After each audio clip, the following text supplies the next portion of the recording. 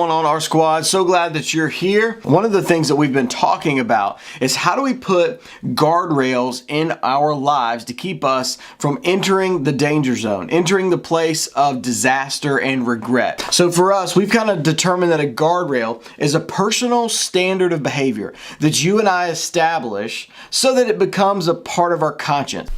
Now, here's the deal. At some point in your life, you're going to be going through life with some friends and realize that they are moving in the opposite direction than you are. Come on!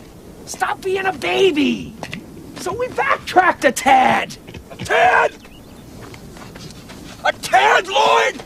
You drove almost a sixth of the way across the country in the wrong direction!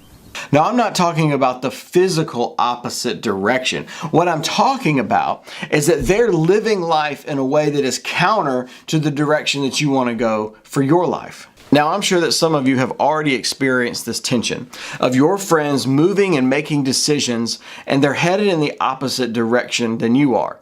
I mean, you probably remember growing up as a kid, there were certain people that your parents would let you hang out with and they wouldn't. They'd let you go to Johnny's house, but they wouldn't let you go to Jimmy's house because, you love Jimmy's house. Because at Jimmy's house, everything was fun. There was no rules. It was crazy. The parents were never there. And then your parents said, no, right? They put something in your life. They put a guardrail in your life for you so that, you would be able to make the right decisions, so that you would hang out with people that are headed in the same direction that you are. And the reason that your parents have always been invested in who you're hanging out with is there's a principle that goes like this. Your friendships will influence the direction and quality of your life.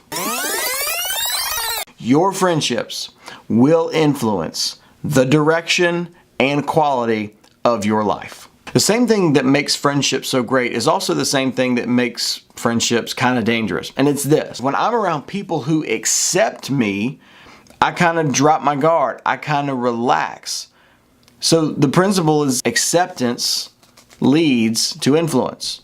That when I let my guard down with the people that are around me, I'm allowing them to influence my behavior and my decisions and how ultimately I live my life. I'm sure that you can go back and look at your own life, and probably the meanest or cruelest you've ever been to somebody else, or your biggest mistakes or your biggest things that you've ever done wrong, were probably surrounded by friends.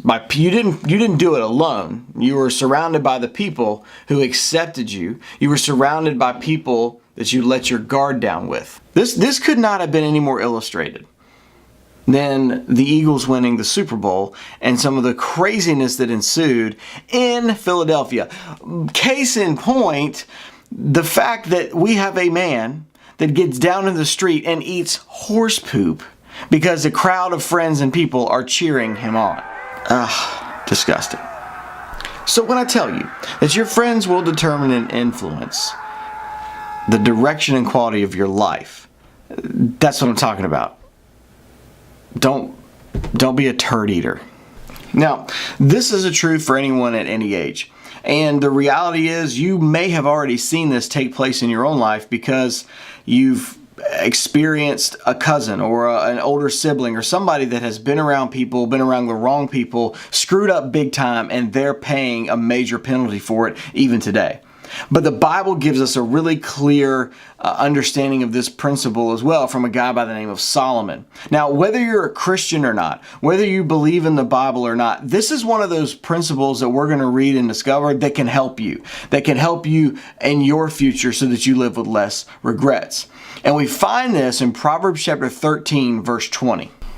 Now, here's what Solomon says. He says, "He who walks with the wise grows wise, but he who is a companion of fools suffers harm." Now, the interesting thing in this verse is that we find two major components. We find a promise: he who walks with the wise grows wise. And then we also find a warning: but a companion of fools suffers harm. In other words, Solomon promises us that those that hang out with wise people will become more wise. It's kind of like a contagious byproduct that takes place. Now, according to Scripture, a wise person is a person who understands that all of life is connected. They think and they live in a way that says, hey, the things and the choices that I make today, they're going to determine the person I'm going to become, the husband I'll become, the wife that I'll become, the neighbor that I'll become, the father, the mother that I'll become. What I do today really matters for my future.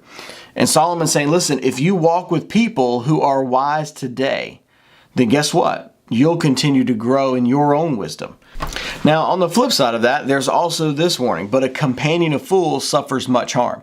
Now, what the Bible's not saying is that if you're hanging around with foolish people, then you will automatically become a fool.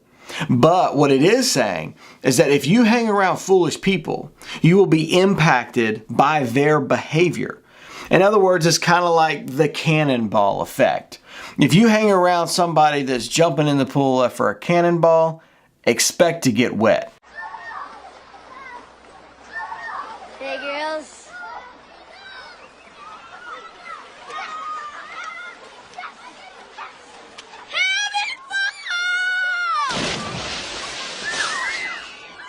So whether you think the way they do or not, or whether you behave the way they do or not, the reality is you'll be impacted by their behavior.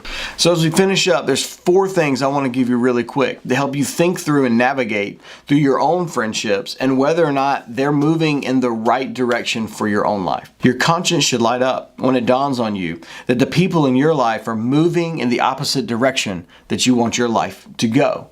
In other words, that you look around and the decisions for your own life that you would make, for your own health, for your own future, are very different than those that are around you. Your conscience should light up whenever you're pretending to be somebody that you're not in order to fit in around a group of people. If you're pretending to be somebody that you're not, maybe you need a guardrail. Here's another one. Your conscience should light up when you feel pressure to compromise in a certain area that you've never compromised before.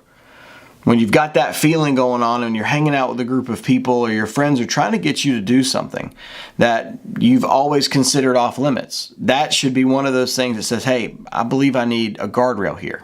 And here's the last one. I call this one the but compromise, the big old but. And it's whenever you find yourself in a situation where you say, hey, you know what, I'll go, but I won't participate. Remember, what we see that Solomon tells us, the wisest person who ever lived said this, that the companion of fools suffers much harm. Not the person that's being a fool with a fool, but the companion.